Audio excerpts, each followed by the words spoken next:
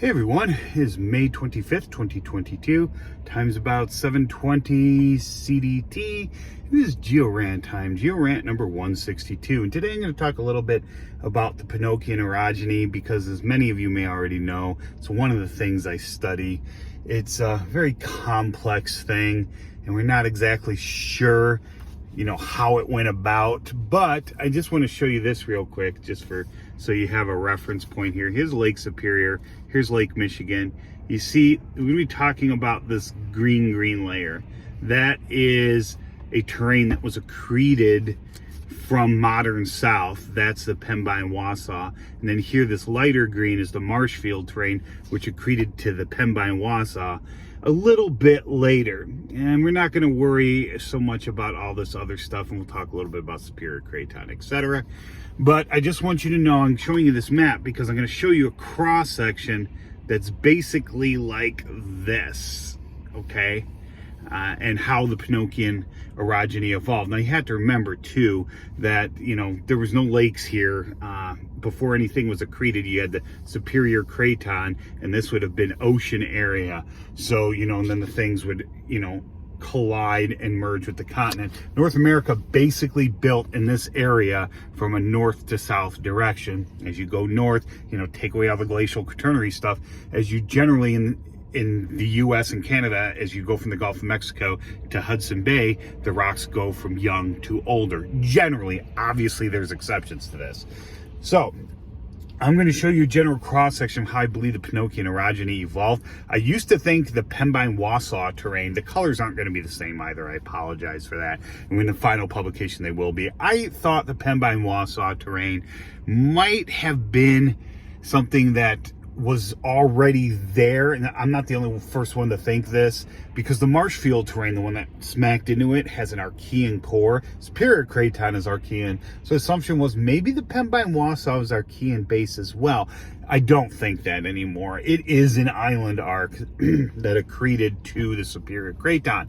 But even in those models, we've thought that for a long time. Like Cannon and Schultz, I think 2007 made the basic accepted model, which in itself of an accretion of an island arc to the Superior Craton is correct.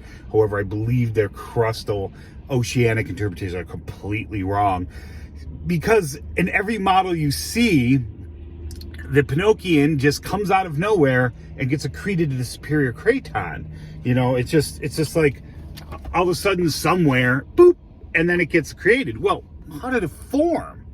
I think it formed close to where it accreted. Maybe only 100, 200 kilometers offshore.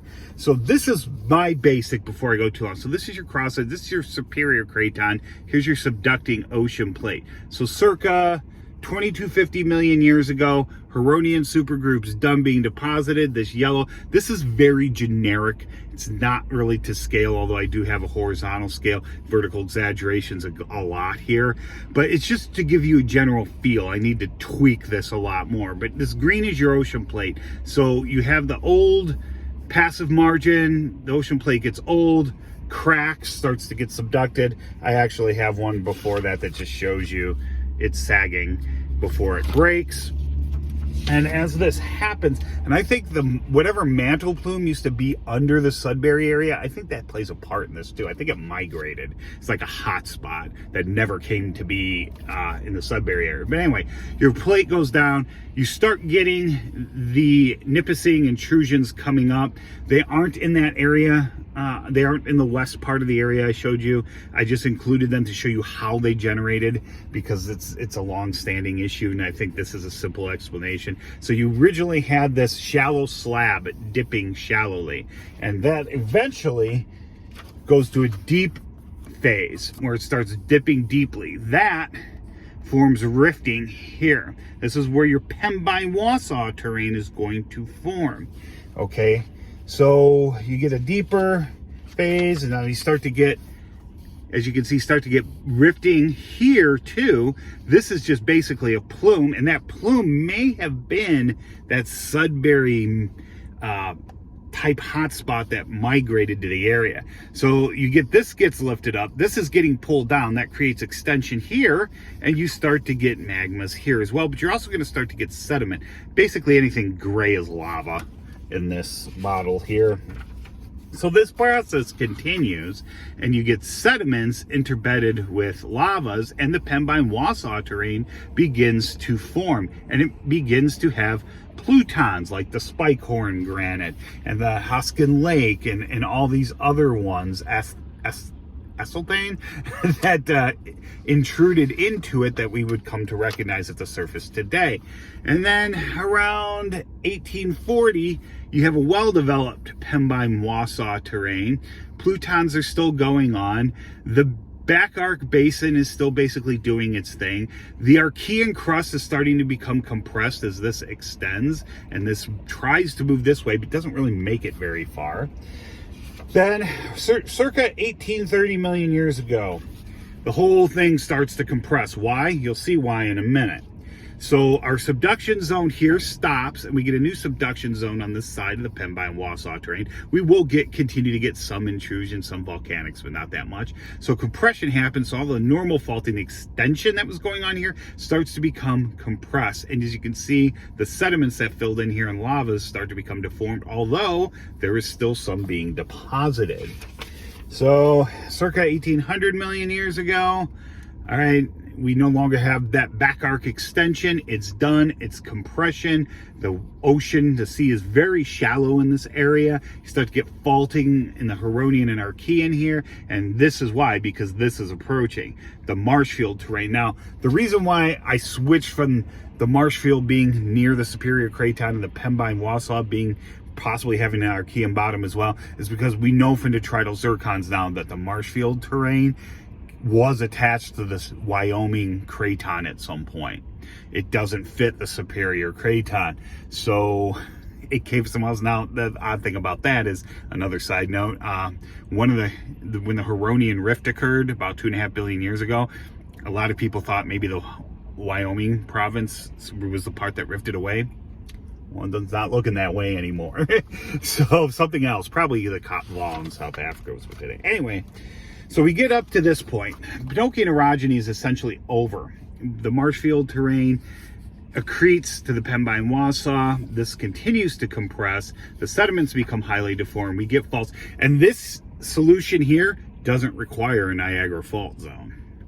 It's a suture, because there is no suture per se. It's just a crumpling of something that already existed. So, or that existed near, that was created near shore.